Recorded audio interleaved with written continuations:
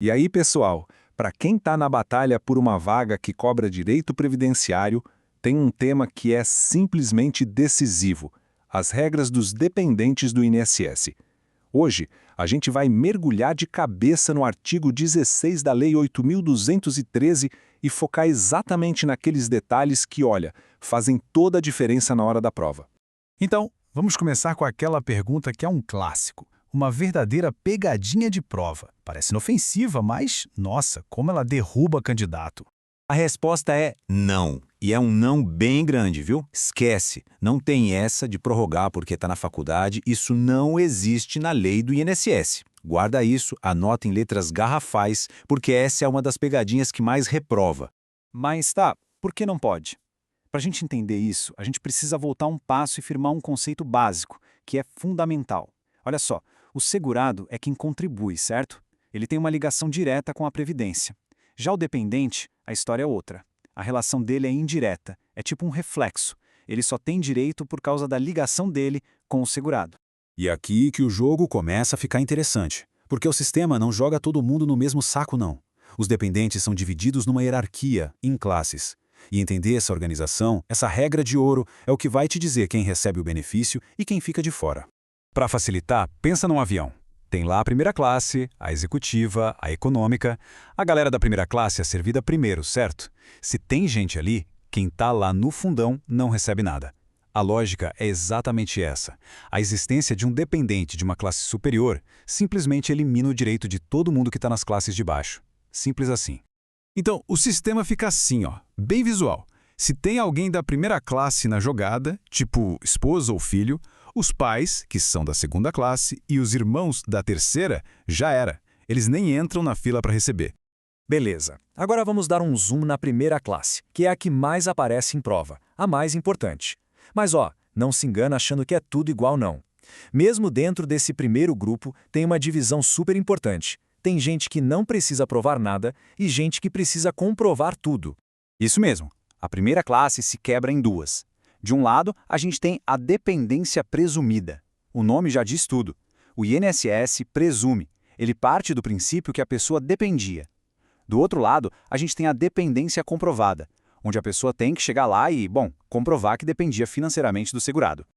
Então, o pulo do gato é esse aqui. Para a lei, é óbvio que o cônjuge, o companheiro de união estável e o filho menor de 21 anos dependem economicamente. Ponto. Não precisa provar, é presumido. Agora, para outros casos, como um ex-cônjuge que recebia pensão ou um enteado, aí a história muda. A lei não presume nada e a pessoa vai ter que mostrar os documentos e provar essa dependência. E aqui atenção, cuidado para não cair em outra pegadinha clássica. A gente sabe que a maioridade civil no Brasil é com 18 anos, né? Só que para o direito previdenciário, isso não vale. O que importa é a maioridade previdenciária, que é aos 21 anos. Para sua prova, o número 18 não existe nesse contexto. O número mágico é 21. Repetindo, para ficar bem claro, 21. Grave esse número. A dependência de filho e irmão vai até os 21 anos. Bateu 21? Acabou. A não ser, claro, que a pessoa seja inválida ou tenha alguma deficiência. Mas aí é outra história e essa condição tem que ter começado antes. Certo.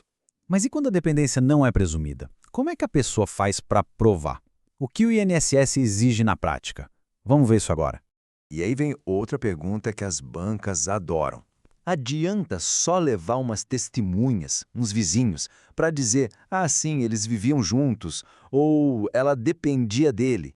A regra geral é não, de jeito nenhum. Prova só com testemunha não serve. O INSS quer ver papel, quer prova material, documento. A testemunha pode até ajudar, dar um reforço, mas sozinha ela não prova nada. A única, raríssima exceção é em caso de força maior, tipo um incêndio que destruiu tudo.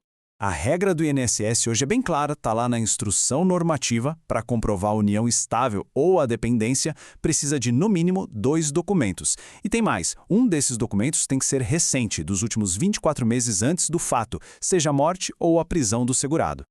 Beleza, já passamos pela base, pelo feijão com arroz.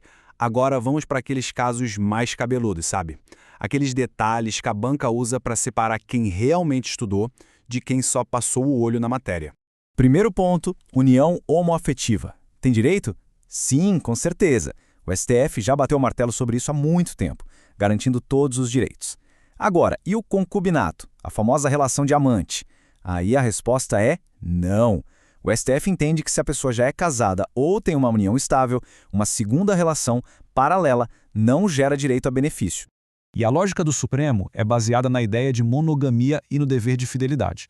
Então, para a Previdência, só uma união pode gerar direitos por vez. Aqui veio primeiro.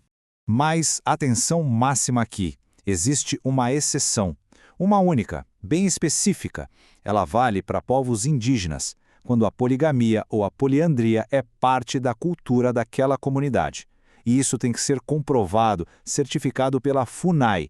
É um caso bem particular, mas é bom saber que existe.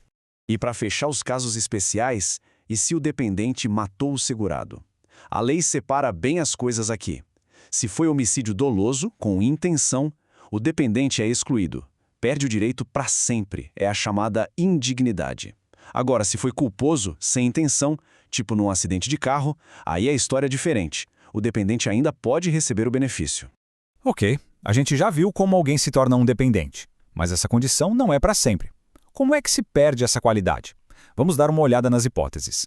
Então, a pessoa deixa de ser dependente em algumas situações óbvias, né? Para o cônjuge com o divórcio, para o filho quando ele completa 21 anos ou se emancipa, por exemplo, se casando, para o filho inválido se a invalidez dele deixar de existir e, claro, para todos com a morte do próprio dependente. E para a gente terminar, vou deixar uma questão de nível avançado para você pensar. E se a invalidez do filho acontece depois que ele já completou 21 anos? Pela letra fria da lei, ele não teria direito. Só que o STJ, o Superior Tribunal de Justiça, pensa diferente em algumas situações. E aí, qual entendimento a sua prova vai cobrar? Fica aí a dica para aprofundar nesse ponto, porque isso sim é conhecimento de quem quer gabaritar.